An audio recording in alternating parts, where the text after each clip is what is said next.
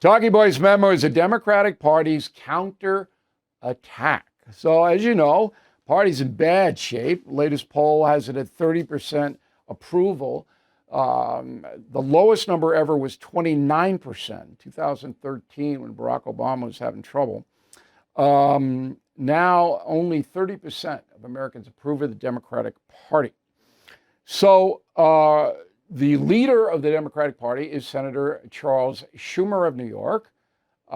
He's the head of the Senate Democrats, the minority leader, and he voted to extend government spending until September. The radical left, which still dominates the Democratic Party, now are trying to get Schumer. They want him to resign. They want to get him out, hit him with a stick, whatever they want to do. Okay? Now, Schumer knows he's in trouble. He even had to postpone some of his book tour because they were afraid the radical left Democrats would show up and disrupt Schumer's book presentations. So Schumer is trying to counterattack, went on Meet the Press yesterday. Go. And our caucus is united in fighting Donald Trump every step of the way. Our goal, our plan, which we're united on, is to make Donald Trump the quickest lame duck in modern history by showing how bad his policies are. He represents the oligarchs, as I said. He's hurting average people in every way. All right, the oligarchs, sure.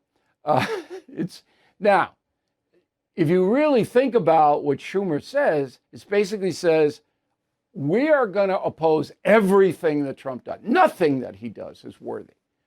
Nothing. So we're in business, the Democratic Party is to try to destroy everything he does. That's how bad he is. That's kind of unprecedented. Abraham Lincoln had it. Okay, the Democratic Party in the 1850s, all right, they didn't want anything to do with the Republicans. And when Lincoln got in there, they didn't want to hear about Lincoln. I can't think of another time in history where one party which said, we don't care what he does, Trump. It's bad. Whatever he does is bad. So we'll oppose. That's what Schumer's saying. That's not a plus for the Republic. Now, there is a tour going on. The two very high-profile Democrats, Bernie Sanders, a senator from Vermont. Now, I do my brand new YouTube commentary solely on Bernie Sanders. Bernie's not going to like this, all right? But it's fact-based, right down the lane. Ocasio-Cortez, the congresswoman from New York, is with Sanders. And this is the oligarch tour. Here's Cortez. Go. And we are at a point where the wealthiest people in the world, like Elon Musk, and all the Republicans enabling him, are turning to loot what is left of Medicaid, Medicare, and Social Security to bankroll even deeper tax cuts and sweetheart contracts for themselves, their fellow billionaires, and their corporations. And our political system right now is ill-prepared for this abuse of power. In fact, our political system enables it, starting with the role of money in politics. But I am here to remind you that we are not powerless in this moment. People are starting to put the pieces together. So money in politics, I think George Soros shuddered when he heard that. That's probably the biggest political donor in the world. Radical left, George Soros. But now, what she said is a very well-crafted speech. It's not lunatic stuff. She didn't write it. It's right out of the Marxist playbook. Okay? Right out of, let's get rid of the czar. Okay? Let's get rid of the Cuban government, Batista. Let's get rid of the Americans in South Vietnam.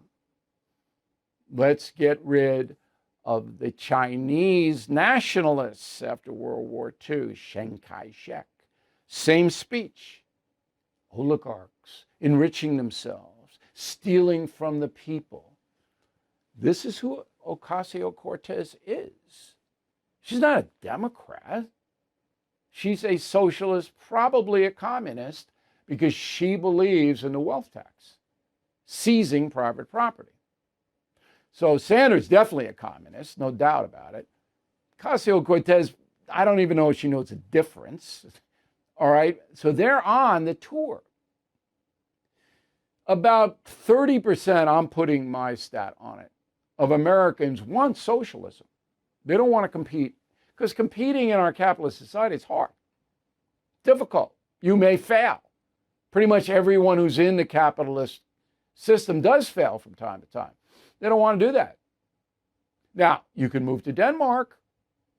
If you show up there, they might grant you citizenship. Okay, if you say you're fleeing Trump, you need asylum. And you don't have to compete in Denmark. You can get everything. Now, you're not going to get rich. Okay, you'll get by. About 30% of Americans are in that boat. Yeah, I don't really want to do this. Too hard. I'd rather go fishing, smoke pot, whatever. I don't really want to. That's who these remarks. And they're trying to get more and more and more and more Americans to think that way, that the system screws them. The Trump and Musk and all these people. Okay. Now, there are three things that have to go their way for the progressive left to make a comeback and the Democratic Party. They're kind of linked. All Democrats are not progressive left. There are some moderate Democrats. Okay. So the first one is the immigration thing. Trump is ahead on that. Seal the border out, 94% fewer intrusions than there were under Biden. That's a big number. It's a big win for Trump. Now he's got to do the deportation. And again, we have Homan on tomorrow.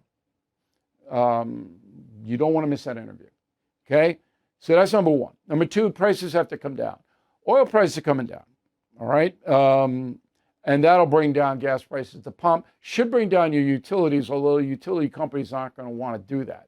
But I'm keeping my eye on that. So that's number two. And then peace in Ukraine. Number three, it's big. It's big for Trump. Now, if Trump loses all three of those, he loses the midterms. Then the Democratic Party will come back. Okay. Now, there's a Morning Consult poll out. Who would you support as a Democrat in 2028? This is just among Democrats. Kamala Harris, 36%. They want her back. Pete Buttigieg, 10%. And Cortez, 5%. Walz, 5%. Gavin Newsom, 5%. Out of that crew, there really isn't anyone at this point in history that could come close to defeating Donald Trump or the vice president. Okay, it's not. But if things go south for Republicans, that will change. Finally, the big Democrat, the one who could resurge the party, is Michelle Obama. Far and away the most popular Democrat in the country. And here's what she said last week.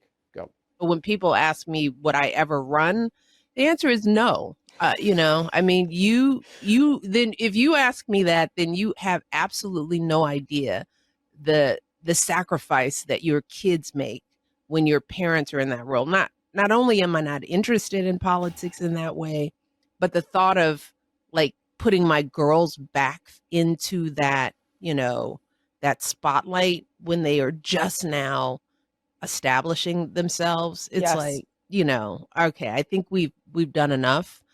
Question asked and answered. Never going to happen. I hold her at her word. I think it's never going to happen, because if it were going to happen, it would have happened already. So that's very interesting, and that's the memo.